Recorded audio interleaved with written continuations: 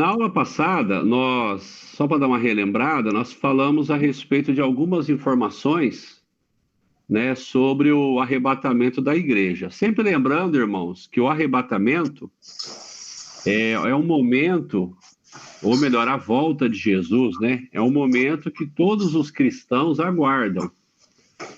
E isso é independente de visão ou de interpretação que se tem a respeito do futuro. Porque como nós vimos na primeira aula, sempre lembrando, existem algumas linhas de interpretação em relação à volta de Jesus.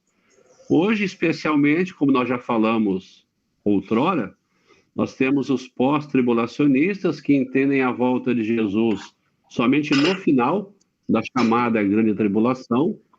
Nós temos talvez um número bem pequeno de chamados meso ou mid-tribulacionistas, que entendem a volta de Jesus na metade da Grande Tribulação.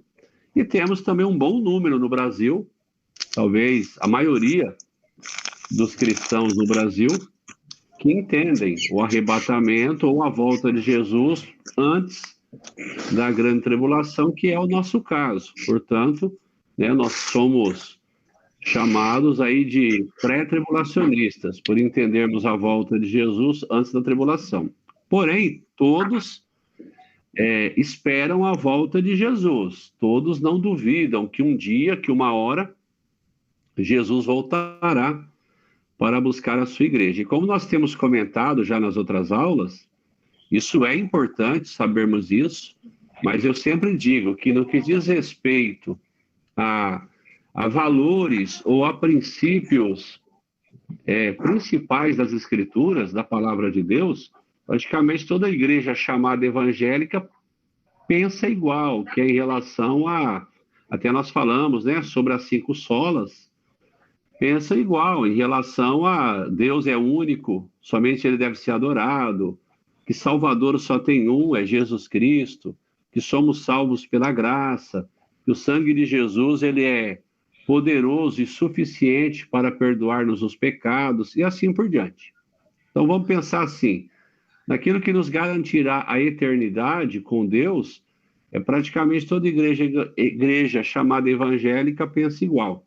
Agora, quando se trata de teologia e a escatologia, que é uma das matérias, né, de quando se faz teologia, aí pode acontecer de existir essas diferenças de entendimento, tranquilo. Portanto, é que somos irmãos em Cristo, e em Cristo Jesus todos eternamente estaremos com o nosso Deus. Mas na aula passada nós trouxemos algumas informações, né, a respeito do arrebatamento, e a última que nós falamos, que na aula passada, foi justamente que a falta de santidade ela poderá nos impedir de participarmos do arrebatamento. E aí nós até comentamos que existem alguns evangélicos ou alguns teólogos que eles entendem que todos que aceitam Jesus como Senhor e Salvador serão salvos, serão arrebatados, independente de uma qualidade de cristianismo. E nós dissemos que existem outros teólogos ou outros entendimentos em relação às Escrituras. Esse é o também que nós pensamos, que a falta de santidade ela poderá, sim, nos impedirmos de participarmos do arrebatamento. Eu sempre uso essa expressão que é melhor chegarmos no céu, participarmos do arrebatamento, chegarmos no céu e ouvirmos de Jesus que não precisava tanto, né? Jesus lá na eternidade falar para nós, olha, não precisava tudo isso, eu acho que é melhor ouvir isso do que arriscarmos. Não, eu vou pensar como aqueles que pensam que independente da vida, da qualidade da vida cristã que eu levo, eu vou ser arrebatado. E de repente não ser, e ficar aí para, mesmo salvo, ficar aí para passar pela chamada tribulação. Então, no nosso entendimento, a falta de santidade, ou seja, uma vida totalmente entregue ao pecado, mesmo a pessoa sendo salva, mesmo ela tendo crido em Jesus, no nosso entendimento, isso poderá custar, né, a participação desse crente, desse cristão no arrebatamento. Agora, lógico, quando nós falamos falta de santidade, nós estamos falando de uma pessoa que realmente escolheu viver a vida cristã mergulhada no pecado e não está se importando nem um pouco. Porque é fato que todo cristão, em algum momento, vacila, comete um deslize. E por isso que nós temos, graças a Deus, por exemplo, 1 João 9, onde lá diz que se nós confessarmos os nossos pecados, o Senhor é fiel e justo para nos perdoar os pecados e nos purificar de toda injustiça. Então é lógico que como salvos, como cristãos, nós vamos batalharmos para vivermos uma vida mais limpa possível, pela graça de Deus, pela ação do Espírito Santo em nossas vidas. Mas, se eventualmente cometermos algum deslize, né, algo que seja pecado diante de Deus, é fato que nós iremos para a presença de Deus, nos arrependeremos, né, invocaremos o perdão, a misericórdia do Senhor e sairemos dali redimidos, limpos, purificados para a glória de Deus. Então, quando nós falamos falta de santidade, né, poder impedir alguém de participar do arrebatamento, são para pessoas que, de fato, não querem, não desejam, não estão interessadas em viverem a vida cristã com qualidade. Não é o caso, acredito, de nenhum de nós. Tenho certeza que todos nós, ainda que erramos, ainda que acertando, todos nós temos um desejo de servirmos o nosso Deus, né, na melhor qualidade possível. E outra informação, e a última, que eu quero trazer a respeito do arrebatamento, é que nós não podemos nos apegar muito nesta terra, pois aqui não é o nosso verdadeiro lar. Nós sabemos que talvez o máximo que alguém hoje, nos dias de hoje, vive aqui na Terra é 90, 100 anos. Talvez não é muito comum hoje nós conhecermos pessoas que estão vivas há 110, 120 anos, 130 talvez seja impossível nós encontrarmos hoje alguém com essa idade. Ou seja, nós estamos nessa terra de passagem, há um prazo de validade para que nós estejamos aqui. É lógico que todos nós cremos e queremos, se Jesus não voltar, vivermos o máximo possível. Deus abençoe que todos nós cheguemos aí aos 90, aos 100, com saúde perfeita, produzindo, lúcidos, cheios de vida, para a glória de Deus. Amém, em nome de Jesus. Mas, ainda que isso aconteça, uma hora, né, o fim da vida terrena vai chegar para todos. Provavelmente daqui a vou exagerar, daqui a 150 anos, se Jesus não tiver voltado até lá, o que nós entendemos que já terá acontecido, mas supondo, né, falando em teoria, que daqui a 150 anos Jesus não tenha voltado, é fato que daqui a 150 anos nenhum de nós que estamos aqui hoje vivos na Terra estaremos. Porque provavelmente daqui a 150 anos, para todos nós, né, a passagem terrena terá chegado ao fim. Então, o que isso nos ensina? Que nós não podemos nos apegar muito nesta terra, pois aqui não é o nosso verdadeiro lar. Vamos viver da melhor maneira possível os 100 anos que viveremos aqui na terra, mas entendendo que uma hora, seja pelo arrebatamento da igreja, ou, né, por velhice, como se diz, por termos vivido 100 anos nessa terra, nós iremos para o nosso destino final. No caso, nós que cremos em Jesus como Senhor e Salvador, que nascemos de novo, que somos salvos em Cristo Jesus, né, iremos para o nosso destino final, que é a eternidade para tudo sempre, na presença do nosso Deus. Lá em Filipenses 3, embora eu acho que nós já lemos esse texto em aula, mas se já lemos, iremos ler de novo, e se não lemos, estaremos lendo agora. O Filipenses capítulo 3, do versículos 15 em diante, né, a palavra de Deus ela traz uma clareza muito grande para nós a respeito da terra ser aí algo que nós estamos temporariamente. Então, no Filipenses capítulo 3, a partir do versículo 15, está escrito assim, ó: por isso, todos nós que alcançamos a maturidade espiritual, devemos pensar desta mesma maneira. Porém, se em algum aspecto pensais de forma diferente, também quanto a isso, Deus vos esclarecerá. Contudo, caminhemos na medida da perfeição que já atingimos. Caros irmãos, sede meus imitadores e prestai atenção nos que caminham de acordo com o padrão de comportamento que temos vivido.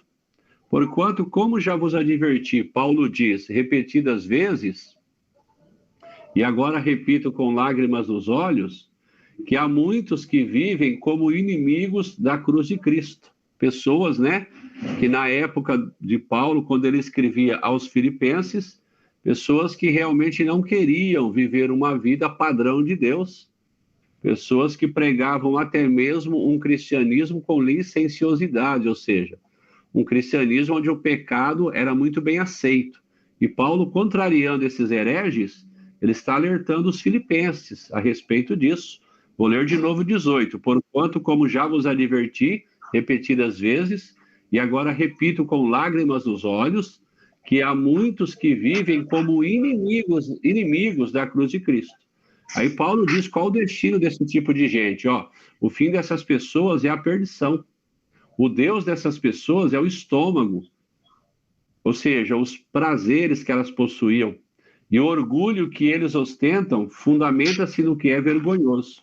E eles se preocupam, então Paulo vai dizer que essas pessoas, elas têm um valor maior na sua vida, ou seja, elas se preocupam apenas com o que é terreno. Ela é um tipo de pessoa totalmente agarrada à terra e os seus prazeres. Mesmo que esses prazeres fossem pecaminosos diante de Deus, era um tipo de gente que vivia e que tentava ensinar um cristianismo que combinava com pecado. E nós sabemos que cristianismo não combina com pecado. Aí no 20 ele diz, mas falando para nós, cristãos salvos, aqueles que de fato querem, né, viver uma vida padrão de Deus. No entanto, a nossa cidadania é dos céus, de onde aguardamos com grande expectativa o Salvador e o Senhor Jesus Cristo, que transformará os nossos corpos humilhados, tornando-os semelhantes ao seu corpo glorioso, pelo poder que o capacita a colocar tudo o que existe debaixo do seu pleno domínio. Então nós não podemos, né, nos apegarmos muito a essa terra, porque nós estamos aqui de passagem e, com certeza, se alguém nos perguntasse assim, mas se Jesus fosse usar um critério, há quem creia dessa forma que eu vou falar agora. Se alguém perguntasse assim, mas dentre alguns critérios, fé, novo nascimento, alguns dos critérios que Jesus poderá usar na ocasião do arrebatamento. Então, tudo bem, Jesus volta. O tão falado arrebatamento acontece e nós temos hoje na Terra aí vivos, vamos colocar aí, 1 bilhão de pessoas que confessam Jesus Cristo como seu Senhor e Salvador. Qual o critério, ou um dos critérios, que Jesus poderia usar para determinar, né, quem sobe no arrebatamento ou não? Nós falamos aqui de santidade, falta de santidade, e há quem diga que é o nosso coração, né? A verdade que estará no nosso coração que poderá ser um fator determinante para dizer se subiríamos no arrebatamento ou não, porque lá em Mateus, capítulo 6, né, a palavra de Deus vai dizer que onde estiver o nosso tesouro, ali estará o nosso coração. Ou seja, aquilo que de fato ocupa o trono do nosso coração, aquele é o real tesouro nosso.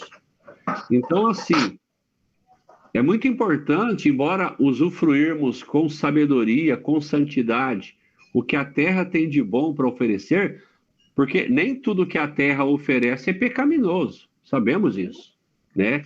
Tem muita coisa na terra que é desagradável a Deus, mas nem tudo. Tem muita coisa boa nessa terra para ser vivida, sem que isso fira a santidade de Deus, sem que isso contrarie as verdades eternas das Escrituras Sagradas, né? Mas, se são as coisas errôneas, se são os valores desautorizados por Deus, que reinam, que governam, que ocupam espaço, que são Deus em nossos corações, então, com certeza, isso poderá trazer uma informação para os céus. trazer a informação de que nós somos agarrados a essa terra. Então, nós, cristãos salvos em Cristo Jesus, né, devemos ter esse entendimento de que vivermos aqui a terra deve ser vivido, sim, da melhor maneira possível, mas entendendo que uma hora essa partida, a vida terrena terminará e eternamente nós estaremos com o nosso Deus em nome de Jesus. Então, trouxemos aí várias informações a respeito do arrebatamento, lembrando que para nós não falta mais nada acontecer para que o arrebatamento aconteça, só falta o arrebatamento acontecer, ou seja, é Deus entender que é o momento, dar a ordem, a trombeta soará, como diz em 1 Coríntios 15, que nós já vimos, né? E 1 Tessalonicenses, capítulo 4, é somente a trombeta soar e os salvos em Cristo Jesus, aqueles que já morreram salvos, serem ressuscitados em um corpo glorificado, e nós, os que porventura estivermos vivos, também recebermos o nosso corpo glorificado, igualmente, irmos ao encontro de Jesus nos ares e estarmos com o nosso Deus por toda a eternidade. Adiantando ou avançando mais à frente, essa segunda vinda de Jesus que nós aguardamos, ela acontecerá para nós em duas etapas. Por que segunda vinda? Porque a primeira vinda, ela aconteceu há 2000 anos atrás. Todos os irmãos sabem que há 2000 anos atrás, aquele anjo, né, ele foi enviado até uma mulher chamada Maria e anunciou que ela ficaria grávida e que dela o Salvador nasceria. E também disse a ela que o que seria gerado, né, no ventre dela seria gerado por obra, né, do Espírito Santo. E graças a Deus isso se cumpriu. E Cristo Jesus, o nosso Salvador, né, ele veio ao mundo. Olha só aqui, ó, em Mateus capítulo 1, o versículo 18 em diante, ó. O nascimento de Jesus Cristo ocorreu da seguinte maneira. Estando Maria, sua mãe, prometida em casamento a José, antes que coabitassem, ou seja, que tivessem a sua intimidade física, ela achou-se grávida pelo Espírito Santo. Então José, o seu esposo, sendo um homem justo e não querendo expô-la à desonra pública, planejou deixá-la sem que ninguém soubesse a razão. Mas enquanto o José meditava sobre isso, eis que em sonho lhe apareceu um anjo do Senhor, dizendo: José, filho de Davi, não temas receber a Maria como sua mulher, pois o que nela está gerado é do Espírito Santo. E ela dará à luz um filho e lhe porás o nome de Jesus, porque ele salvará o seu povo dos seus pecados. E aí ele diz no 22, tudo isso aconteceu para que se cumprisse o que o Senhor havia dito através do profeta, e aí ele vai citar um texto do Antigo Testamento que diz: eis que a virgem conceberá e dará à luz um filho, e ele será chamado de Emanuel, que significa Deus conosco. Então, assim, a primeira vinda de Jesus, como os profetas do Antigo Testamento haviam profetizado, o Salvador, a vinda do Messias, a vinda do Cristo, o ungido, a primeira vinda acontece justamente há 2000 anos atrás, quando Jesus é gerado no ventre de Maria pelo Espírito Santo. Jesus nasce, né, e durante 30 anos esteve lá, vamos dizer assim, fazendo a vida de carpinteiro. E aí até que nos 30 anos em diante, Jesus começa o seu chamado ministério, e por 3 anos e meio realizou tudo aquilo que ele realizou. Não, só tem um certo barulho aí no microfone de alguém aí. É quem está com o microfone aberto, pastor, pergunta. Gente, quem tiver com o microfone aberto, por gentileza, multa ele aí. Glória a Deus. Fiquem bravos, hein? Fiquem bravos com o pastor Giovanni, qualquer coisa. Então, assim, e aí Jesus veio, então, na sua primeira vinda. Agora nós estamos aguardando a chamada segunda vinda de Jesus. E essa segunda vinda, ela ocorrerá para nós, pré-tribulacionistas, em duas etapas. Então, a natureza da segunda vinda, ou seja, nós que somos cristãos, aguardamos aí, com ansiedade, é uma boa ansiedade, essa ansiedade é boa, aguardamos com ansiedade a segunda vinda de Cristo. E essa segunda vinda, quando ela ocorrer, ela tem algumas características. Lembrando que ela será em duas etapas, nós falaremos isso já já, um pouco mais à frente, mas essa segunda vinda, sempre lembrando, por que segunda vinda? Porque a primeira ocorreu há 2000 anos atrás, quando Jesus esteve ao mundo, né, e se tornou o nosso Salvador, o Cordeiro Santo de Deus, que na cruz do Calvário, com o seu sacrifício, tirou o pecado do mundo. Agora, essa segunda vinda, algumas características dela. Primeiro, ela será inesperada.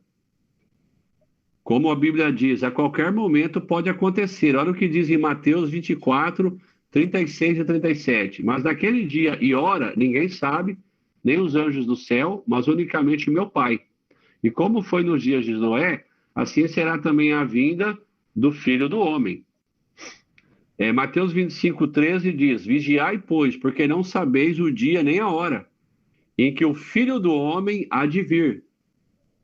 Já Marcos 13, 33 ao 35 diz, olhai, vigiai e orai, porque não sabeis quando chegará o tempo. E é como se um homem partindo para fora da terra deixasse a sua casa e desse autoridade aos seus servos, e a cada um a sua obra, e mandasse ao porteiro que vigiasse. Vigiai, pois, porque não sabeis quando virá o Senhor da casa, se à tarde, se à meia-noite, se ao cantar do galo, ou se pela manhã. Então, esses textos que nós lemos, existem outros, né? Nós vemos apenas esses, e eles nos falam sobre a segunda vinda de Jesus, que ela será inesperada. A segunda vinda de Jesus também, a vinda, ela tem como característica que ela será pessoal, ou seja, o próprio Jesus virá. Não é um anjo, não é um arcanjo, é o próprio Cristo quem virá, ou seja, ele virá de forma pessoal. João 14,3, que nós já lemos em aula, diz, e quando eu for e vos preparar lugar, virei outra vez, e vos levarei para mim mesmo, para que onde eu estiver, estejais vós também. Então, em João 14, Jesus deu aquela promessa para os seus discípulos, ensinando eles que ele iria, e nós sabemos que Jesus foi, está agora assentado à destra de Deus Pai, intercedendo por nós. 24 horas Jesus está clamando em nosso favor lá no céu. Ele foi, mas ele diz que assim como ele iria, ele voltaria. E é o que nós acabamos de ler. E quando eu for e vos preparar lugar, virei outra vez e vos levarei para mim mesmo. Ou seja, o próprio Jesus virá. A sua segunda vinda será pessoal. Outro texto, Atos 3, 19 ao 21. Arrependei-vos, pois, e convertei-vos, para que sejam apagados os vossos pecados, e venham assim os tempos do refrigério pela presença do Senhor, e ele envie a Jesus Cristo, que já dantes vos foi pregado. Então, olha de novo, o apóstolo Pedro, lá em Atos capítulo 3, logo após ter sido cheio do Espírito Santo, Pedro se colocou em pé e começou a pregar, dizendo, arrependei-vos, pois, e convertei-vos. Deixando bem claro que o novo nascimento tem que ter arrependimento para que após haja conversão. Para que sejam apagados os vossos pecados. E venham assim os tempos do refrigério pela presença do Senhor, e ele envie a Jesus Cristo. Envie Jesus Cristo para quê? Para buscar os salvos, para arrebatar a sua igreja, que já dantes vos foi pregado, o qual convém que o céu contenha até os tempos da restauração de tudo, dos quais Deus falou pela boca de todos os seus santos profetas desde o princípio. Então, são textos que estão passando para nós essa característica da segunda vinda, inesperada, né, como nós lemos aqui, e também pessoal. E também ela será corporal, essa segunda vinda, ou seja, Jesus virá em corpo, visível e palpável. Na primeira etapa, visível para os salvos, e na segunda etapa da sua segunda vinda, visível para todos, né?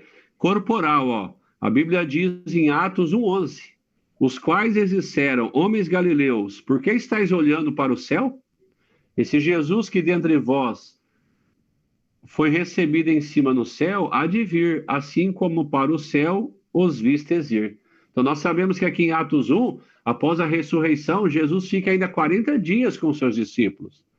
Após ressuscitar dentre os mortos, num corpo glorificado, visível, palpável, como nós falamos na aula passada, Jesus fica 40 dias com os seus discípulos, aparece para eles, para outras pessoas, dá-lhes algumas últimas instruções, e finalmente, 40 dias depois, em Atos 1, descreve Jesus sendo assunto ao céu, ou seja, subindo novamente para o céu.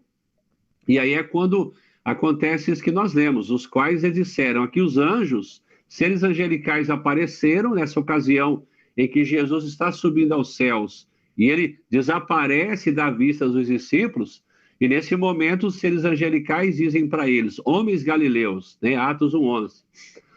Homens galileus, por que estáis olhando para o céu? Esse Jesus que dentre vós foi recebido em cima no céu, há de vir assim como para o céu o vistes ir. Ou seja, eles viram Jesus ir para o céu em corpo.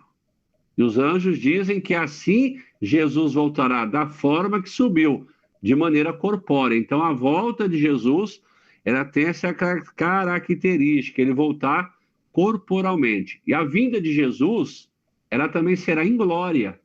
Mateus 16:27 diz: porque o Filho do Homem virá na glória de seu Pai, com os seus anjos, e então dará a cada um segundo as suas obras, porque o Filho do Homem virá na glória de seu Pai, com os seus anjos, e então dará a cada um segundo as suas obras. E Mateus 25:31 diz: e quando o Filho do Homem vier em sua glória, e todos os santos anjos com ele, então se assentará no trono da sua glória.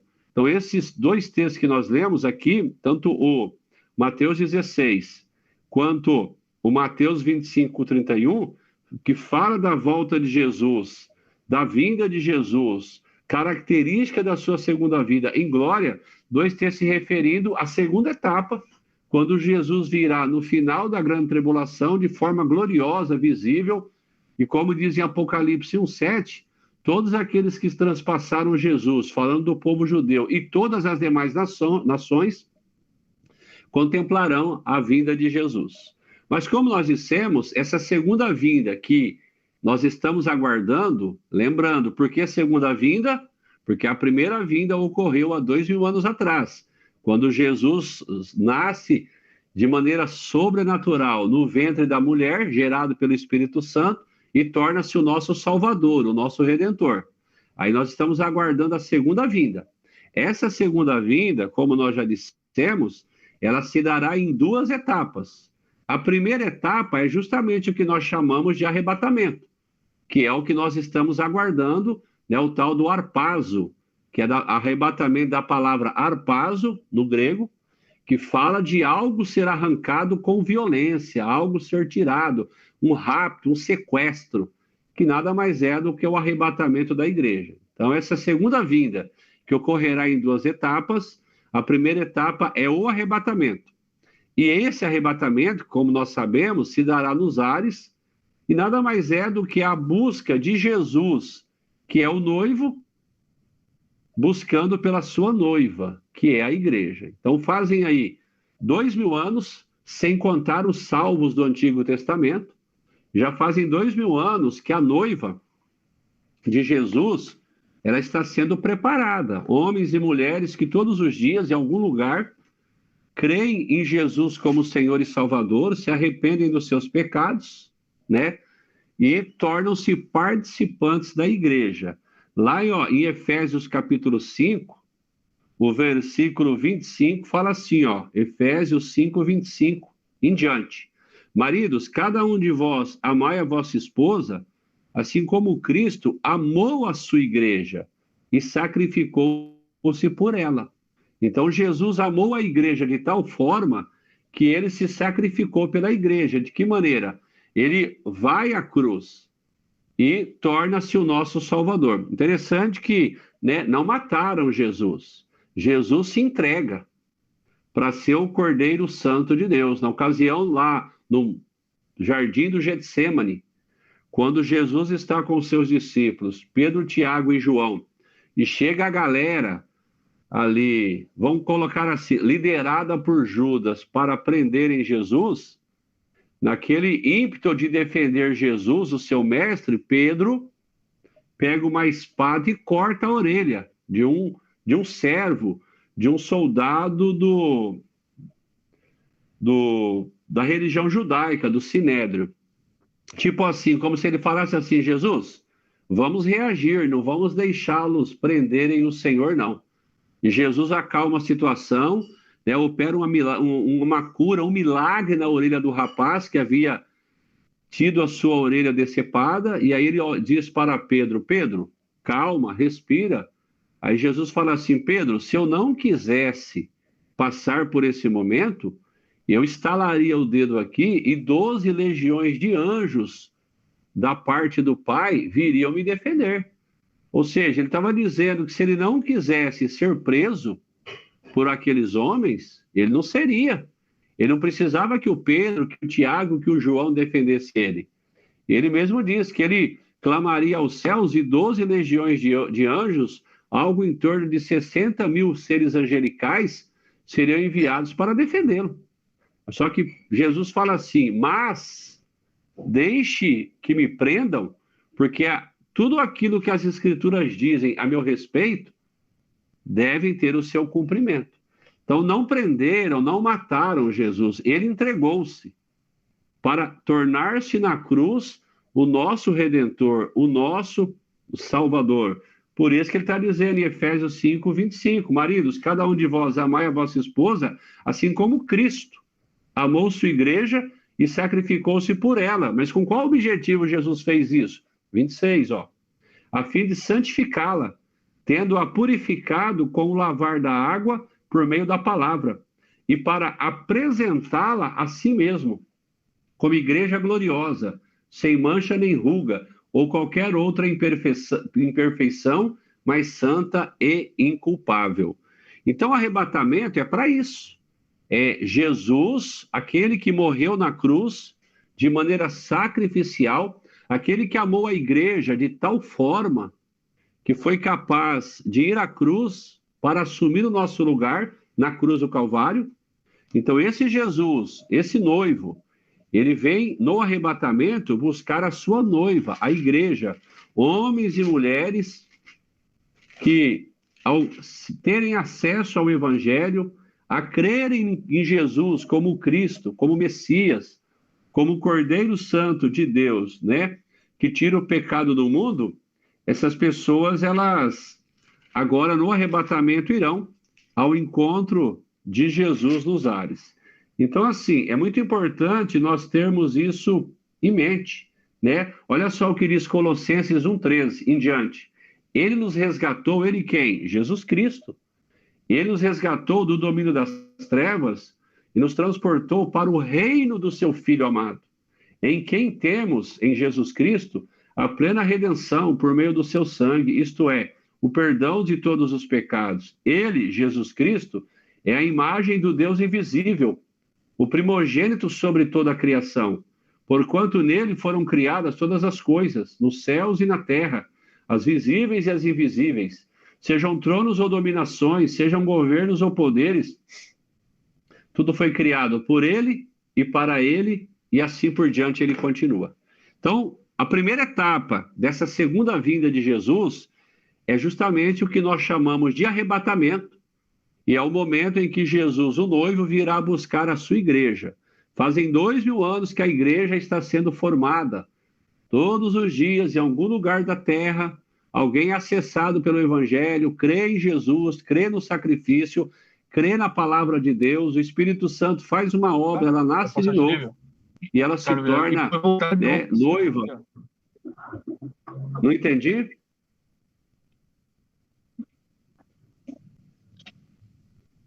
Estão me ouvindo? Sim. Não? Que bom, glória a Deus. Então fazem aí 2000 anos, né, que Jesus fez isso, vidas e vidas estão sendo salvas, e então o arrebatamento, que é essa primeira etapa da segunda vinda, é o momento em que Jesus vem nos buscar. Olha só, repetindo que nós já lemos em outra aula, o que diz em 1 Tessalonicenses 4, 16 e 17. Porque o mesmo Senhor descerá do céu com alarido, e com voz de arcanjo, e com a trombeta de Deus. E os que morreram em Cristo ressuscitarão primeiro. Os que morreram em Cristo, de 1 Tessalonicenses 4, 16 e 17, é algo que hoje causa uma certa divisão entre os teólogos.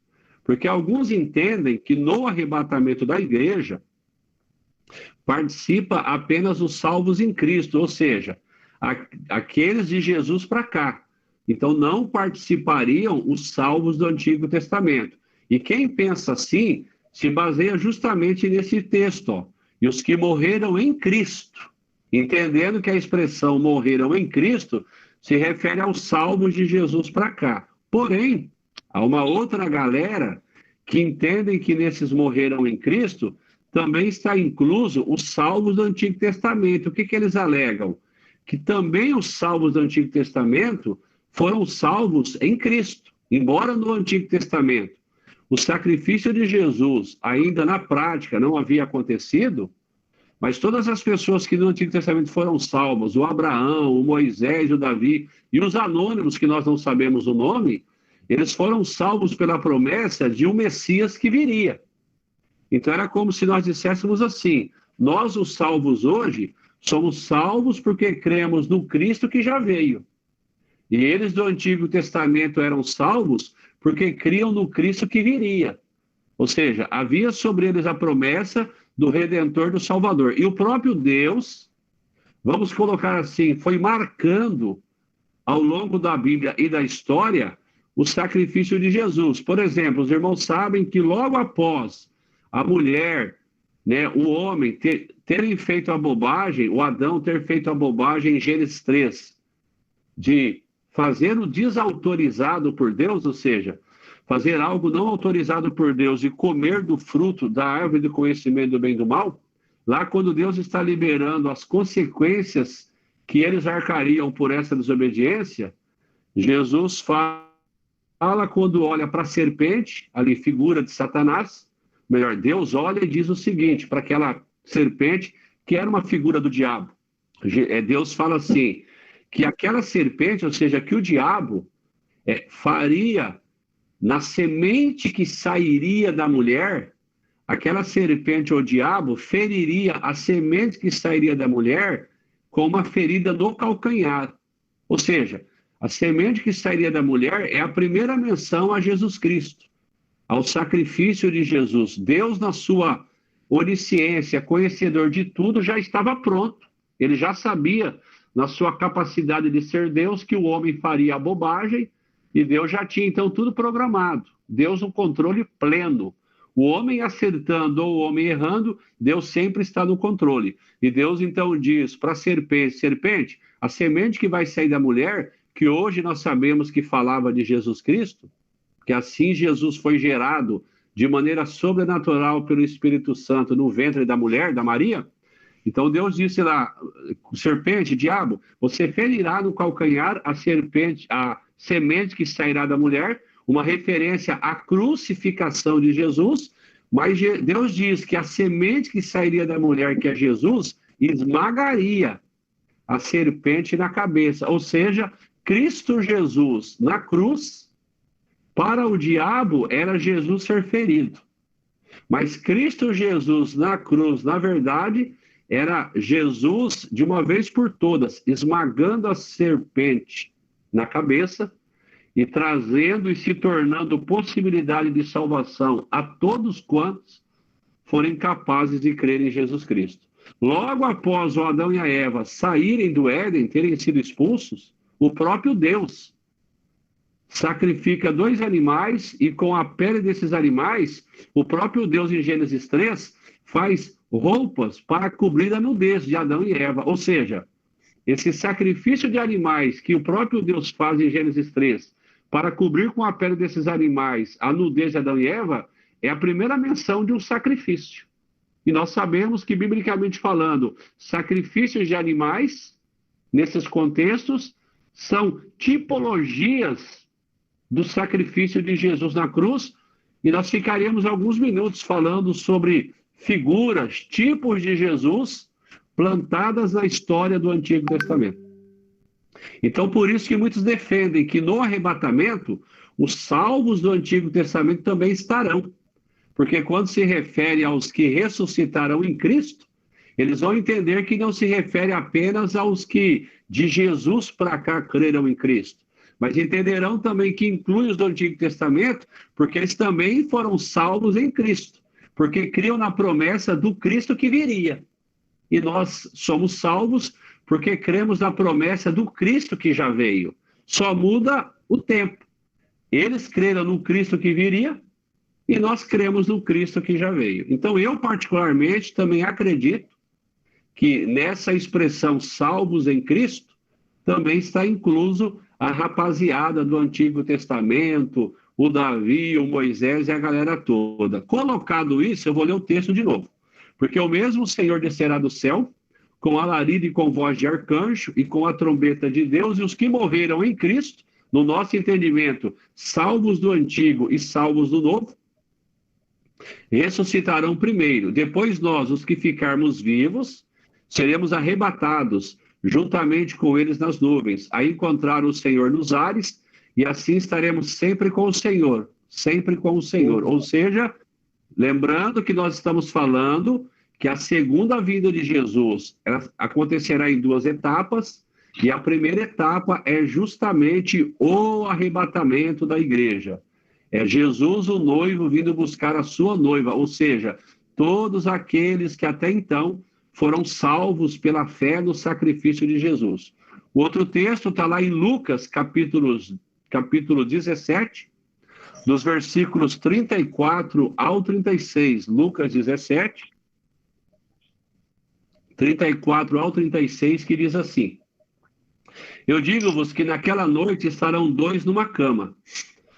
Um será tomado e o outro será deixado. Duas estarão juntas moendo. Uma será tomada e a outra será deixada. Dois estarão no campo. Um será tomado e o outro será deixado. Então, assim, a primeira vinda da segunda etapa é o arrebatamento. Então, se eu perguntasse assim, como será a segunda vinda de Jesus? Em quantas etapas? Duas. Qual a primeira? O arrebatamento. Jesus vem, arrebata os salvos, e aí na prática começa o que nós chamamos, ou que a Bíblia chama, de grande tribulação. E aí vem a segunda etapa da segunda vinda. A primeira etapa, arrebatamento, e a segunda etapa, para que vai servir? Para a implantação do reino. Nós veremos isso mais à frente, bem mais à frente, que Jesus, após a grande tribulação, ele volta à terra para implantar o reino, o chamado milênio, que será um governo de 1000 anos de Cristo aqui na terra, mas nós falaremos isso com mais detalhes para frente. Então, essa segunda etapa da segunda vinda, ela servirá para a implantação do reino e se dará em terra para julgar ao mundo. Ou seja, na primeira etapa da segunda vinda, quando Jesus arrebata a igreja, Jesus não pisa no solo. Nós, os salvos arrebatados, é que vamos ao encontro de Jesus nos ares. Nessa segunda etapa da segunda vinda, não. Jesus, ele vai pisar a terra. Ele vai fisicamente pisar o solo. Olha só o que diz em Zacarias, no capítulo 14, versículos 4 e 5. Zacarias, capítulo 14, versículos 4 e 5. Ó. E naquele dia estarão os seus pés sobre o Monte das Oliveiras, que está defronte de Jerusalém para o Oriente. E o Monte das Oliveiras será fendido pelo meio, para o Oriente e para o Ocidente.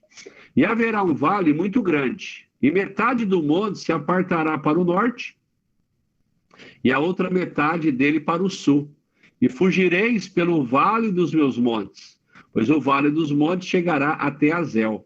E fugireis assim como fugistes de diante do terremoto nos dias de Uzias, rei de Judá. Então virá o Senhor, meu Deus, e todos os seus santos contigo. Então, no começo do que nós vemos, né, no Zacarias 14, o versículo 4, olha só, e naquele dia estarão os seus pés, os pés de quem? De Jesus, sobre o Monte das Oliveiras. Então, na primeira etapa da segunda vinda, sempre lembrando, irmãos, por que segunda vinda? Porque Jesus já veio uma primeira vez. Quando?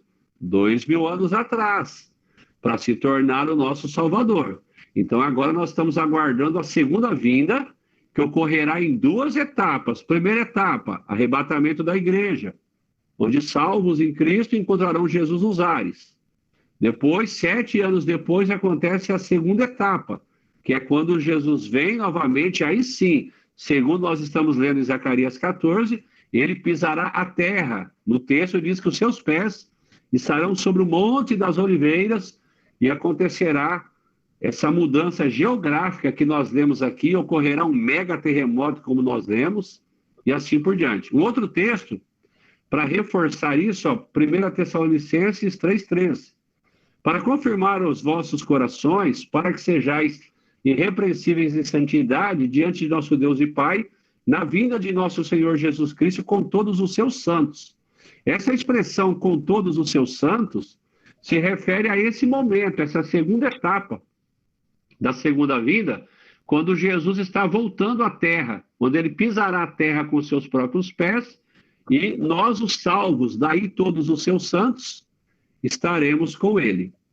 Outro texto, Judas, que não tem capítulo, né? É só epístola, está lá, antes de Apocalipse, Judas, a carta de Judas, versículos 14 e 15. E destes profetizou também Enoque, o 7º depois de Adão, dizendo: eis que é vindo o Senhor com milhares de seus santos. Vou ler de novo. E destes profetizou também Enoque, o 7º depois de Adão, dizendo: eis que é vindo o Senhor com milhares de seus santos, para fazer juízo contra todos e condenar dentre eles todos os ímpios. É justamente isso que Jesus está vindo fazer na segunda etapa da segunda vinda, quando ele pisará aqui na terra. Aí ele continua dizendo no versículo: por todas as suas obras de impiedade, que impiamente cometeram, e por todas as duras palavras que ímpios pecadores disseram contra ele. A segunda vinda de Jesus, que é a que nós estamos aguardando, ela ocorrerá em 2 etapas. Primeira etapa, arrebatamento da igreja, e a segunda etapa ele virá para implantar o reino. Implantar o reino é implantar o milênio. Quando falar em milênio, a própria palavra já fica fácil de entender. Será um período de 1000 anos, onde o próprio Cristo reinará na terra e sobre todos. Então, o arrebatamento, primeira etapa da segunda vinda. A implantação do reino, a segunda etapa da segunda vinda. E por que segunda vinda? Porque ele já veio uma primeira vez. Quando? 2000 anos atrás, quando ele foi gerado no ventre da mulher, nasceu, cresceu e tornou-se o nosso Salvador na cruz. Até aí tudo bem, irmãos? Louvado seja Deus? Sim, tudo certo. Amém. Que bom. Entre a primeira e a segunda etapas, entre o arrebatamento, primeira etapa, e a segunda etapa, implantação do reino, há um período de 7 anos, que é popularmente ou biblicamente falando conhecido como tribulação e grande tribulação, que nada mais é do que a 70ª semana de Daniel. Lembra lá atrás, quando nós ainda estávamos falando sobre sinais que anunciam a volta de Jesus, nós falamos rapidamente sobre as 70 semanas de Daniel, que são 70 semanas de anos, ou seja, 70 vezes 7, para quem é bom de matemática, 490 anos. E nós falamos que, segundo a profecia que Deus deu em Daniel 9, nós comentamos que desde a ordem para edificar Jerusalém, o que aconteceu em Esdras e Neemias, até o ungido, que é a vinda de Jesus há 2000 anos atrás, lá vai dizer que 69 semanas se cumpriram. Se era 70, 69 se cumpriram, ficou faltando uma. Então, essa chamada grande tribulação, essa uma semana de anos, 7 anos, é a 70ª semana, é a última que falta. E ela está justamente entre a primeira etapa e a segunda etapa da segunda vinda de Jesus. Primeira etapa, arrebatamento. Segunda etapa, implantação do reino. No meio disso tem 7 anos, que é a chamada Grande Tribulação, que nós também falaremos mais à frente.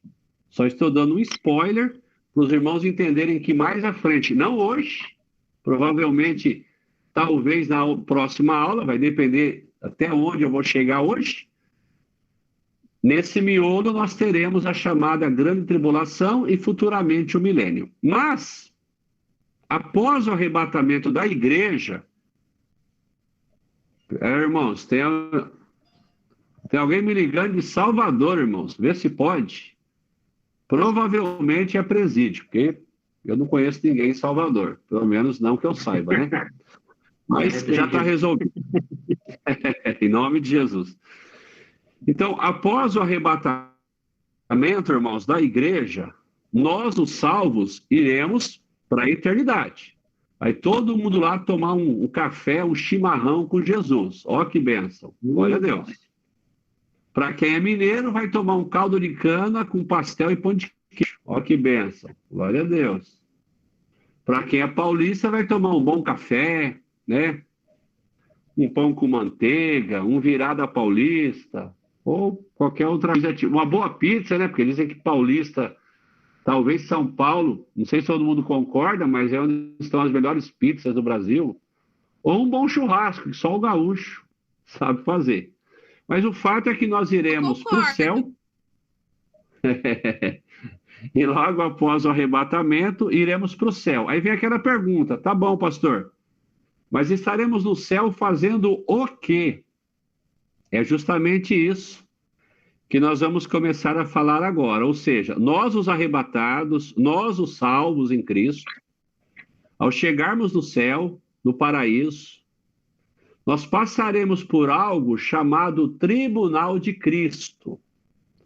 Então nós, quando chegarmos no céu, após o arrebatamento, nós os salvos igreja de Jesus para cá, e no nosso entendimento, também os salvos do Antigo Testamento, Abraão, Davi, nós iremos juntamente participarmos do Tribunal de Cristo. Pastor, o que é o Tribunal de Cristo? É um momento em que nós cristãos seremos julgados. Jesus vai avaliar a qualidade do nosso cristianismo. Ele vai ver se o meu cristianismo aqui na Terra de 0 a 10 foi 0, foi 0,1. Será que ele foi 0,2? Será que ele foi nota 3? Será que eu tirei a média? Não sei se a média vai ser 7. Será que eu tirei 8? Então, o Tribunal de Cristo é o julgamento de todos os salvos. Julgamento, sim. Hoje, irmãos, Jesus é nosso advogado. Ele está lá agora diante de Deus Pai, nos defendendo. Cada BO que a gente comete hoje, cada deslize que nós cometemos hoje, Jesus está lá, Pai, tem misericórdia deles. Eu entreguei a minha vida na cruz do Calvário. Os irmãos sabem, só para acrescentar conhecimento, que o tabernáculo, lá no Antigo Testamento, tudo que tinha no tabernáculo, toda a obra do tabernáculo, que depois serve de molde para o templo de Salomão, tudo que lá tinha, irmãos, é só figura do sacrifício de Cristo. Inclusive o próprio tabernáculo, eu falando só em palavras, talvez fica difícil entender, mas a posição de cada peça no tabernáculo, no átrio, no santo lugar e no santo dos santos, né? O altar do holocausto, a mesa da proposição, a água do lavatório, tudo que tem no átrio, depois as peças que tem no santo lugar e as que tem no santo dos santos, a forma em que elas estão colocadas, elas formam justamente uma cruz. Se nós pegássemos uma caneta, ou uma fita métrica, e voltássemos lá quando o tabernáculo foi feito, e passássemos essa fita entre os utensílios, formaria perfeitamente uma cruz. E há quem diga que as 12 tribos que ficavam acampadas ao redor do tabernáculo, era se passássemos com um avião em cima, assim como dizem, né, que se sobrevoássemos Brasília e conseguirmos ter uma visão, dizem que Brasília tem o formato de um avião, por isso eles se expressam como asa norte, asa sul, linguajar de candango, né, de quem mora lá no DF, em Brasília.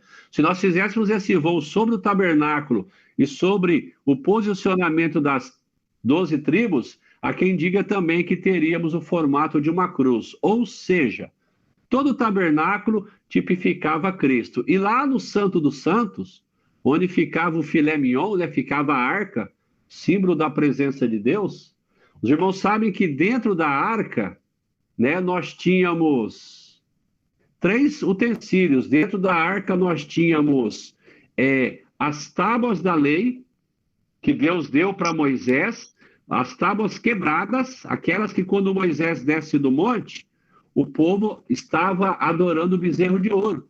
Os irmãos lembram disso? E o Moisés ficou assim tão, né, enfurecido que ele quebra aquelas 2 tábuas, as tábuas que o próprio Deus havia escrito com o dedo. E depois, por causa disso, o Moisés teve que subir um monte de novo e ele próprio, aí com as forças dele, esculpir novas tábuas. Então, essas tábuas que o Moisés quebra, elas estavam dentro da Arca da Aliança. A segunda coisa que tinha dentro da arca era a vara de Arão, que havia florescido. E a terceira coisa, ou o terceiro utensílio, era um vaso com o maná. Maná era aquele rango, vamos dizer assim, que debaixo da murmuração do povo, Deus então todos os dias fazia chover esses flocos que ficaram biblicamente chamados de maná. Então nós tínhamos um vaso com porção do maná, nós tínhamos dentro da arca a vara de Arão que floresceu e as tábuas quebradas. Porém, esses 3 utensílios, quando eles vieram a existir, eles vieram em resposta da rebelião do povo.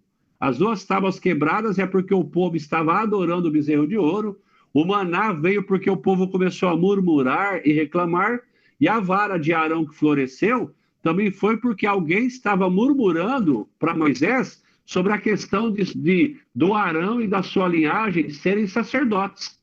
Então, esses 3 utensílios dentro da arca simbolizavam a rebelião, o pecado do povo.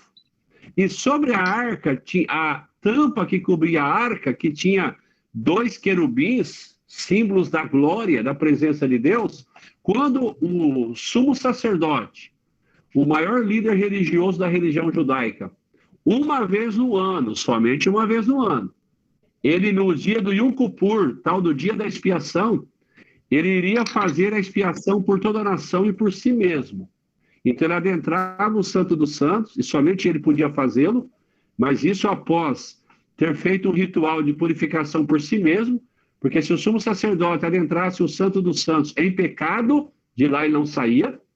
Então ele tinha que garantir primeiro a expiação dele, e depois ele entrava, fazia todo o ritual, e ele espargia sangue sobre a tampa da arca.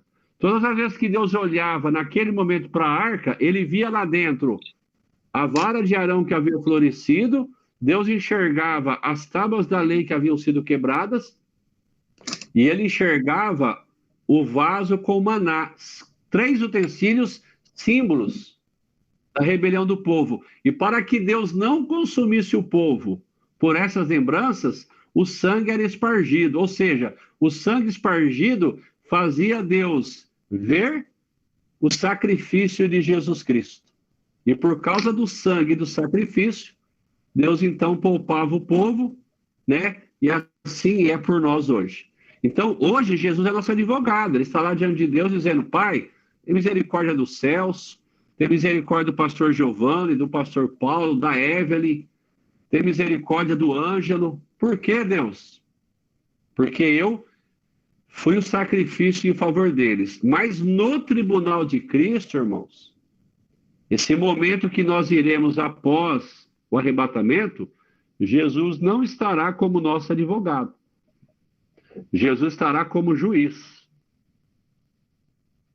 Ele estará lá, repito, para julgar a qualidade do cristianismo que nós vivemos nessa terra. Os irmãos sabem que nós somos salvos porque cremos em Jesus. Não somos salvos por obra. Agora, o tribunal de Cristo vai julgar as nossas obras. Ele vai julgar se o evangelho que eu preguei, ele vai julgar se tudo que eu pratiquei, nós veremos isso mais à frente, ele vai ver se isso foi válido ou não. Então, o tribunal de Cristo é o que nós passaremos no céu. E o tribunal de Cristo, irmãos, ele no original é da palavra bema ou bimá. Bema, B-E-M-A. O que é o bema ou bimá?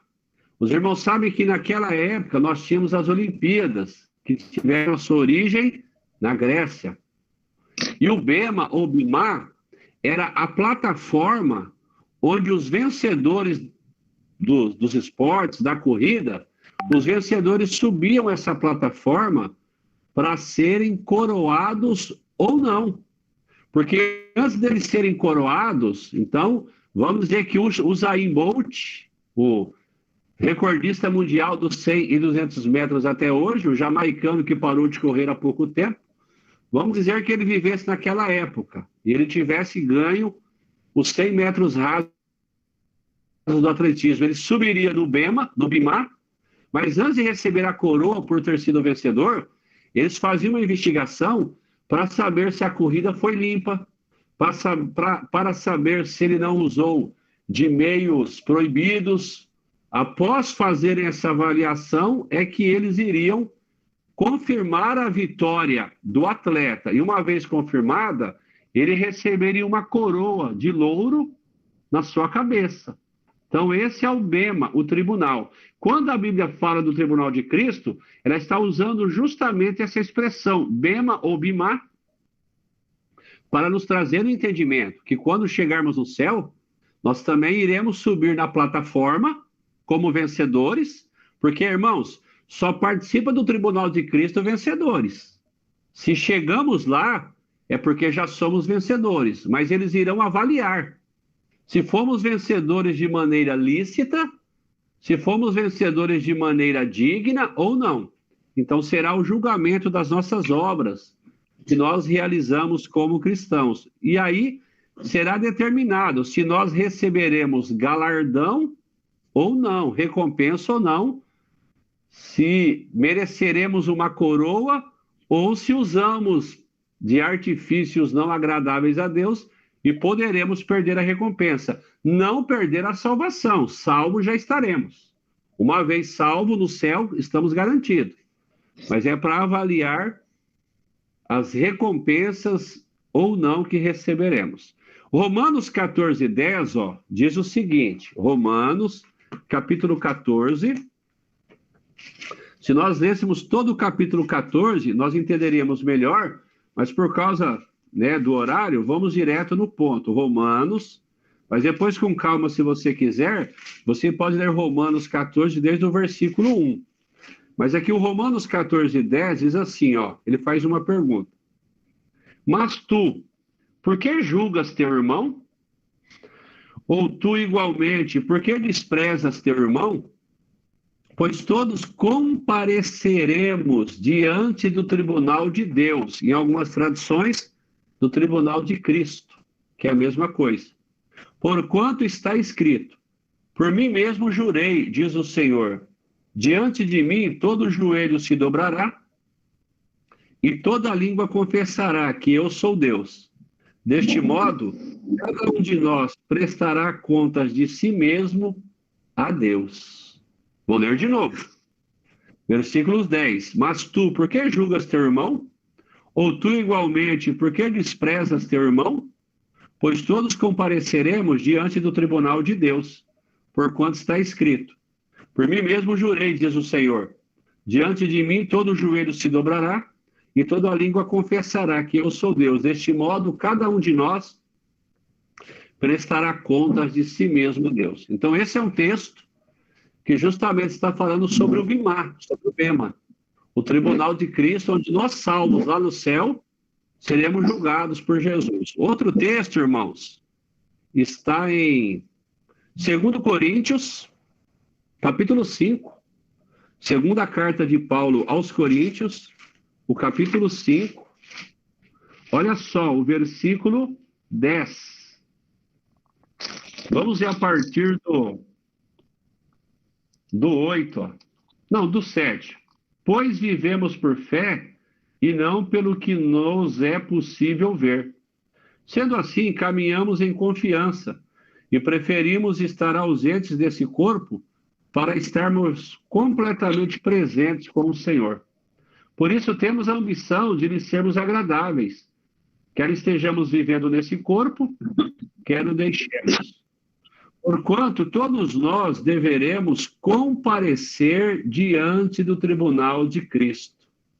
Porquanto todos nós deveremos comparecer diante do tribunal de Cristo, a fim de que cada um receba o que merece em retribuição pelas obras praticadas por meio do corpo, quer seja bom, quer seja mal. Então, mais um texto nos alertando sobre o tribunal de Cristo. Quando será? Após o arrebatamento da igreja, nós, os salvos, lá no céu, passaremos por esse julgamento.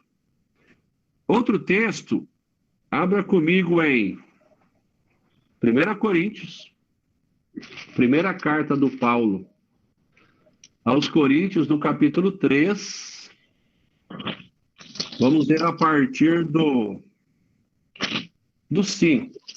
Você vai ver que o contexto aqui, o Paulo está falando sobre realizarmos a obra de Deus, pregarmos o evangelho. É mais ou menos esse o contexto, ó, versículo 5. Ele faz uma pergunta, 1 Coríntios 3, versículo 5. Quem é, portanto, Apolo? E quem é Paulo? Servos por intermédio dos quais viestes a crer. E isto conforme o ministério que o Senhor concedeu a cada um. Eu plantei, Paulo diz, o Apolo regou, mas foi Deus quem deu o crescimento. De forma que nem o que planta, nem o que rega são de alguma importância, mas unicamente Deus que realiza o crescimento. O que planta e o que rega ministram de acordo com um propósito, e cada um será premiado segundo o seu próprio trabalho. Porquanto nós somos colaboradores de Deus. Vós, falando para a igreja de Corinto, sois a lavoura de Deus e edifício de Deus. Guarda essa expressão, edifício de Deus. Ele está comparando a igreja de Corinto a um edifício. Vamos colocar aí um prédio de 10 andares, mais ou menos. 10. Segundo a graça de Deus que me foi outorgada, eu, como um prudente construtor, como um bom pedreiro, construtor, mestre de obra, lancei o alicerce, Paulo diz, e outro está edificando sobre ele. Entretanto, reflita bem cada um como constrói. Paulo está dizendo, eu, Paulo, lancei o alicerce. O alicerce é Jesus Cristo. Mas ele está dizendo que outras pessoas estão construindo sobre o alicerce. Lembra aquela palavra, edifício. Ele está comparando a obra que foi realizada em Corinto, o evangelismo, a igreja, como se estivesse sendo construído um prédio, um edifício. Ele diz que ele lançou o alicerce, que é Cristo, e outros estão construindo as paredes, os andares. Por isso que ele diz no 10, ó, segundo a graça de Deus que me foi outorgada, eu, como prudente construtor, lancei o alicerce, e outro está edificando sobre ele. Entretanto, reflita bem cada um como constrói. Porque ninguém pode colocar outro fundamento além do que já está posto, o qual é Jesus Cristo. Se alguma pessoa edifica sobre esse alicerce, aí ele vai dar o que para nós seria o tijolo, o que para nós seria o ferro, o que para nós seria a argamassa, o concreto, ele vai usar outras palavras, ou seja, nós usaríamos esses materiais para construirmos um prédio, para levantarmos as paredes. Ele vai usar expressões como ouro, prata, pedras preciosas, madeira, feno e palha. Ó, 12. Se alguma pessoa edifica sobre esse alicerce, ou seja, começa a erguer as paredes, utilizando ouro, prata, pedras preciosas, madeira, feno ou palha, note que ele fala de 3 materiais nobres e 3 materiais não nobres. Ouro, prata e pedras preciosas, nobre. madeira, feno e palha, coisa sem importância. 13. A sua obra será manifesta porquanto o dia, na minha Bíblia, dia com D maiúsculo, que dia? O dia do tribunal de Cristo, do julgamento dos salvos, o dia trará a luz, pois será revelada pelo fogo. Esse fogo aqui, irmãos, quando você lê Apocalipse 1, se você já leu e prestou atenção, lá o João está tendo uma visão do Cristo glorificado, de Jesus no céu. Lá o João usa uma expressão como: os seus olhos são como chamas de fogo. Jesus com os olhos como chamas de fogo não é amor, irmãos, é juízo. É a capacidade de Jesus de emitir juízo. Então ele está dizendo que, pois será revelada pelo fogo, ou seja, é o padrão de análise de Jesus. É o ISO 14000 de Jesus que vai determinar se as minhas obras, se as paredes que eu edifiquei do meu cristianismo sobre o alicerce que é Cristo, é o padrão de Jesus, os olhos de fogo, o ISO 14000 dele, que vai determinar se a minha obra foi ouro, prata e pedras preciosas, ou se ela foi madeira, feno e palha. Porque se o ouro, a prata e as pedras preciosas passarem pelo fogo, elas ficam melhores ainda, porque elas são purificadas. Agora, se as minhas obras forem consideradas madeira, feno ou palha, irmãos, quando madeira, feno e palha é jogada no fogo, sobra o quê? Cinza. Então, ou o meu cristianismo está sendo ouro, prata e pedras preciosas, ou ele está sendo madeira, feno e palha. Então, vou ler o 13 de novo.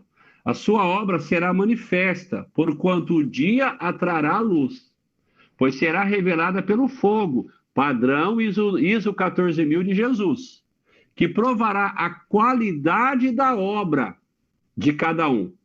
Aí ele vai dizer o que vai acontecer no 14. Ó. Se a obra que alguém construiu permanecer, essa receberá a sua recompensa. Para ela permanecer, ela tem que ter sido ouro, prata e pedra preciosa. Porque se for ouro, prata e pedra preciosa, então o fogo não consome, purifica, torna mais valioso. Agora, o que ele diz no 15? Se a obra de alguém se queimar, é porque foi madeira, feno ou palha, esse sofrerá prejuízo. Ainda assim será salvo, como alguém que escapa por entre as chamas do fogo. Ou seja, o sofrerá prejuízo ela perderá galardão. Está salvo, está no céu, glória a Deus. Mas subiu na plataforma de coroação, no bema, mas não vai receber a coroa na cabeça. Não vai ter recompensa, e mais à frente nós falaremos o que será as possíveis recompensas do que foi ouro, prata e pedra preciosa, e as possíveis não recompensas do que foi madeira, feno e palha. Mas salvos estão, não fiquem com medo. Uma vez no tribunal de Cristo, se subiu no arrebatamento, está salvo, glória a Deus. Mas ao passar pelo tribunal de Cristo, será julgada as nossas obras, a qualidade do nosso cristianismo. Então, quando ocorrerá esse tribunal de Cristo? Logo após, o arrebatamento da igreja. Olha o que diz Apocalipse 11, 18. Eiraram-se as nações e veio a tua ira, e o tempo dos mortos, para que sejam julgados, e o tempo de dares o galardão aos profetas, teus servos, e aos santos, e aos que temem o teu nome, a pequenos e grandes, e o tempo de destruíreis os que destroem a terra.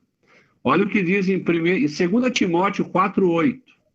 Desde agora, a coroa da justiça me está guardada. Paulo falando. Os irmãos sabem que quando Paulo falou isso, nós falaremos isso mais à frente, Paulo já sabia. Lá em 2 Timóteo 4,6, o Paulo escrevendo ao Timóteo, ele diz assim: Timóteo, eu já estou sendo oferecido como aspersão de sacrifício. Ou seja, o Paulo já sabia que dali a pouco tempo, o imperador da época, que alguns dizem que era o Nero, provavelmente no ano 64 depois de Cristo, Paulo já sabia que dali a pouco tempo ele seria martirizado por ser um cristão. Paulo estava preso quando escreve a sua carta a Timóteo, e ele já sabia que daqui a pouco tempo cabeça seria separada de corpo, ou seja, ele seria decapitado por amor a Jesus Cristo. E escrevendo ao Timóteo, ele falou isso, né?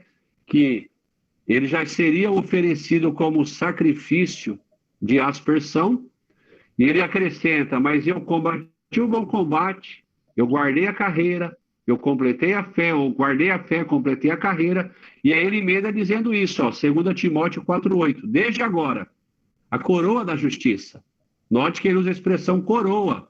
Lembra que eu falei que na plataforma, lá antigamente, o vencedor subia, e se fosse aprovado, se após ser feita uma investigação, fosse confirmado que a vitória dele foi justa, ele receberia uma coroa de louro, um prêmio simbólico, mostrando para todos: esse aqui foi o vencedor. Então Paulo está dizendo: desde agora a coroa da justiça me está guardada, a qual o Senhor justo juiz me dará naquele dia, e não somente a mim, ele diz, mas também a todos os que amarem a sua vinda.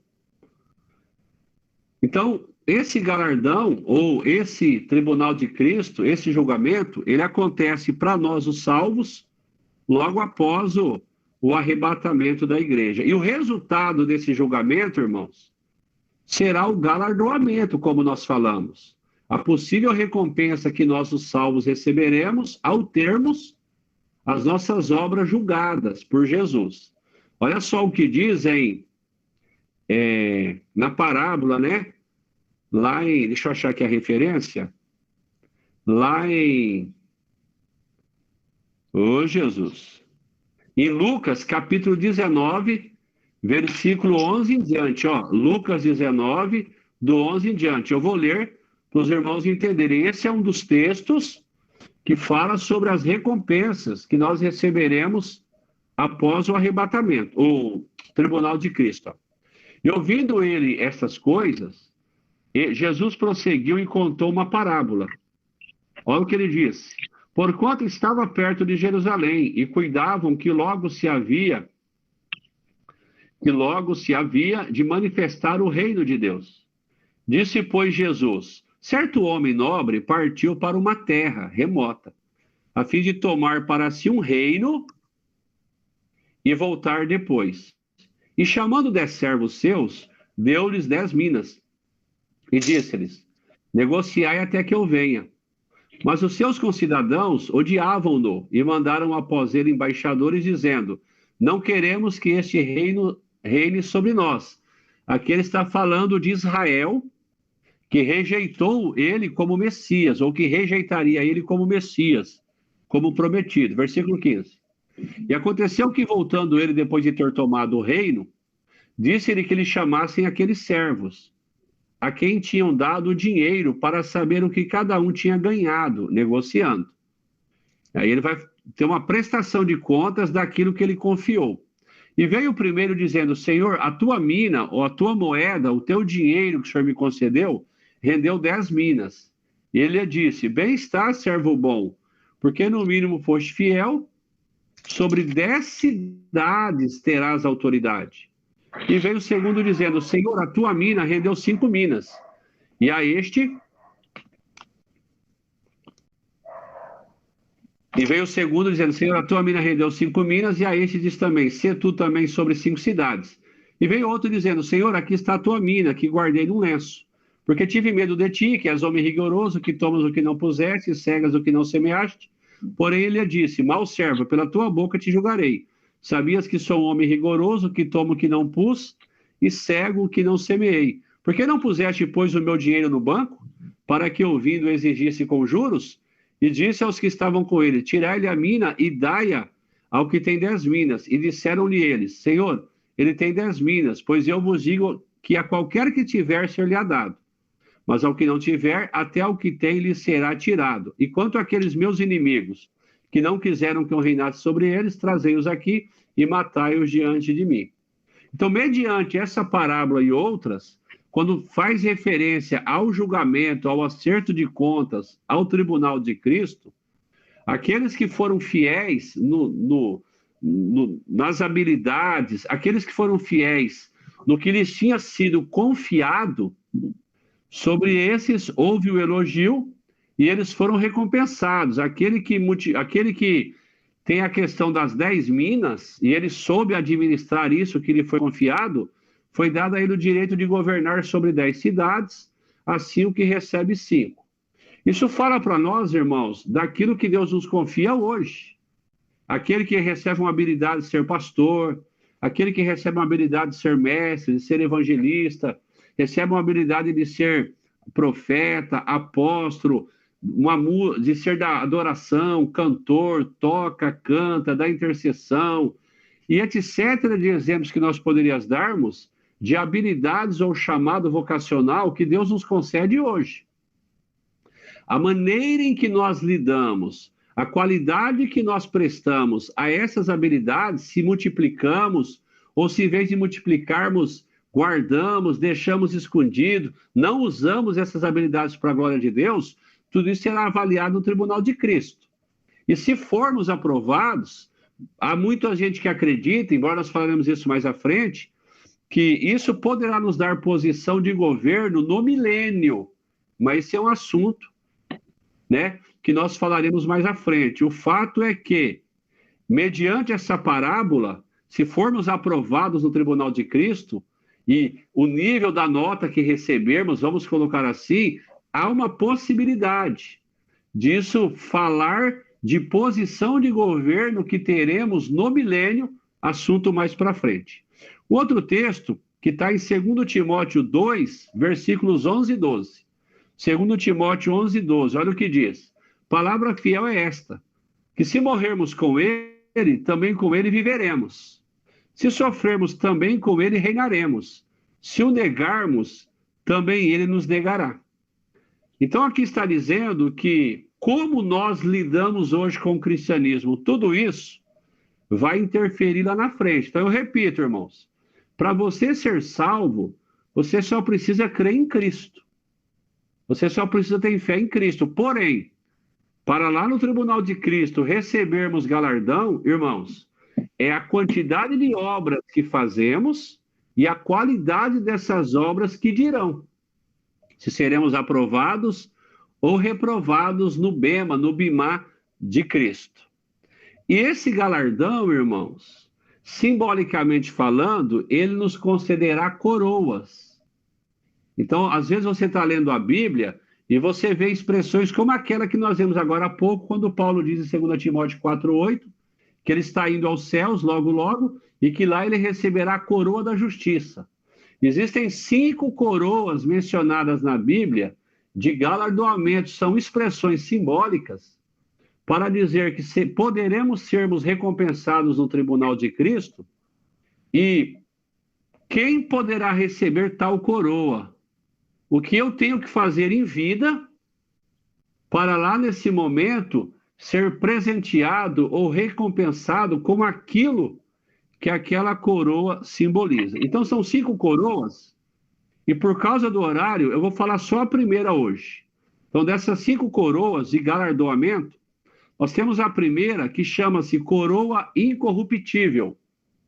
A primeira coroa de galardão que nós poderemos receber na eternidade, no tribunal de Cristo, chama-se coroa incorruptível, que está em 1 Coríntios 9, versículos 24 e 25. 1 Coríntios 9, 24 e 25. Eu vou ler aqui, ó. Não, vou ler aqui na Bíblia, peraí. 1 Coríntios 9, versículo 24 e 25. Olha só o que diz. Não sabeis que entre todos os que correm no estádio, note que Paulo está sempre usando coisas que para eles na época fazia todo sentido, por causa dos jogos, das Olimpíadas. Então Paulo está usando, hoje nós usaríamos talvez o futebol, né? Olha o que ele está dizendo. Não sabeis que entre todos os que correm no estádio, na verdade somente um recebe o grande prêmio, ou seja, só um sobe no bema, na plataforma de coroação. Ó. Correi de tal maneira que o alcanceis. todos os que competem nos jogos se submetem a um treinamento rigoroso. Isso para obter uma coroa que logo se desvanece. Porque a coroa que eles recebiam de louro, questão de tempo murchava. No entanto, nós nos dedicamos para ganharmos uma coroa que dura eternamente. Uma coroa que dura eternamente. Ou seja, Paulo está falando nessa coroa, irmãos, essa coroa incorruptível, ela é uma coroa que vai ser dada para aqueles que hoje conseguirem manifestar uma disciplina na vida cristã. Os irmãos sabem que não há crescimento espiritual, nem chegaremos onde Deus quer que nós cheguemos, ministerialmente falando e espiritualmente falando, se não houver em nós uma disciplina. Note que ele usa a comparação com um atleta. Ó, o 25. Todos os que competem nos jogos se submetem ao treinamento rigoroso. Nós sabemos que um atleta de alto rendimento, nos dias de hoje, quer seja um lutador de MMA, quer seja um atleta olímpico, do futebol, da natação, eles têm uma vida toda regrada. Eles não comem o que querem, a hora que querem, não dormem a hora que querem, nem gandaia, muitas vezes, nem balada eles fazem. Por quê? Porque tem competição, tem dinheiro investido, o cara quer ganhar uma medalha, de preferência de ouro, então é uma vida regrada de muito sacrifício, ou seja, disciplina. Então essa coroa incorruptível, ela será dada se, quando Jesus avaliar o meu cristianismo, o quanto de disciplina eu empreguei, o quanto de sacrifício pessoal eu empreguei, para que o cristianismo de Jesus fosse alto rendimento na minha vida, ou se desculpa a expressão, eu fui aquele crente meia boca. De vez em quando eu ia no culto, de vez em nunca eu tirava um tempo de oração, de vez em nunca eu li um versículo da Bíblia. Sabe, eu sou crente, amém, estou salvo, eu creio em Jesus. Mas é aquela vida cristã bem rasa. Jesus vai estar avaliando isso no tribunal de Cristo. Se houve qualidade, se houve sacrifício, se eu me doutrinei, se eu me sacrifiquei, se eu me comprometi no treinamento espiritual, orei o máximo que eu pude, meditei nas escrituras o máximo que eu pude, fui rato de igreja, praticamente não perdia culto, oportunidade para estar na presença de Deus, podia contar comigo, dizimista fiel, ou seja, o pacote completo que me ajudou a ter uma vida de disciplina espiritual e de prática das escrituras. O que eu perdi, abri mão, renunciei para que isso fosse verdade, vai estar sendo avaliado no tribunal de Cristo. E se eu for aprovado, eu vou receber uma coroa incorruptível, né? Uma coroa que realmente vai fazer a diferença, né, para a minha vida, em nome de Jesus. Então, essa coroa incorruptível, ela vai fazer toda a diferença para aqueles que hoje forem capazes, né, de manifestarem disciplina. Irmãos, a vida cristã meia boca, qualquer um pode viver. Hoje nós vemos na realidade das igrejas chamadas evangélicas, cristãos de todos os níveis espirituais. Temos crente que peca à vontade e diz, estou nem aí. E tem aquele cristão que realmente quer ser padrão de Deus. Ele busca mesmo a presença de Deus. Ele abre mão, se for preciso, de muito conforto. Ele é disciplinado, porque ele quer crescer espiritualmente. Ele quer ser tudo aquilo que Deus planejou para que ele fosse em vida. Esse, quando chegar no Bema, no Tribunal de Cristo, provavelmente vai ser reconhecido como disciplinado. E provavelmente vai receber, né, essa coroa incorruptível para a glória de Deus e sensação na vida dele, em nome de Jesus. Então nós paramos por aqui hoje. Primeira coroa, são 5, que serão entregues no tribunal de Cristo para os salvos arrebatados que estaremos lá diante de Jesus sendo julgados. A primeira coroa é uma coroa incorruptível, que todos poderemos receber. Depende de como hoje nós temos disciplinado o nosso cristianismo. Se nós temos sido tecnon ou ruios, eu posso explicar isso com mais detalhes semana que vem. Tem muito crente que é tecnon. E tem muitos que já são ruios, maduros espirituais. A disciplina vai me ajudar a ser tecnon ou ser ruios. Isso vai fazer a diferença em eu receber essa coroa incorruptível para a glória de Deus. Então, nós paramos aqui hoje por causa do relógio. Estamos estudando o Tribunal de Cristo, né? Falamos um pouco hoje sobre características da segunda vinda, só recapitulando para você não esquecer. Nós estamos aguardando a segunda vinda, porque a primeira já ocorreu, há 2000 anos atrás, quando Jesus tornou-se o nosso Salvador. A segunda vinda ela ocorrerá em 2 etapas. A primeira chamada arrebatamento, a segunda etapa chamada quando ele virá para implantar o reino. Entre a primeira etapa e a segunda etapa ocorrerá a grande tribulação. E para nós, os salvos, que seremos arrebatados, chegando no céu, passaremos pelo tribunal de Cristo, onde será julgada a qualidade do cristianismo que exercemos aqui nessa vida. E estamos falando sobre 5 coroas de recompensa, de galardão. Primeira delas, a coroa incorruptível, que será concedida àqueles que, em nome da disciplina, do treinamento rigoroso, crescerão espiritualmente e serão aquilo que Jesus planejou para que fossem em vida, para a glória de Deus, em nome de Jesus. Amém? Até aí tudo bem? Amém. Então, qualquer dúvida, tá bom? Podem perguntar no grupo, que a gente conseguir responder, a gente responde. Vou mandar mais uma vez o questionário, entre amanhã provavelmente, e aguardo todos, com a graça de Deus, na próxima terça-feira, para a nossa 6ª aula sobre esse assunto, escatologia, em nome de Jesus. Vamos orar? Muito obrigado, Senhor.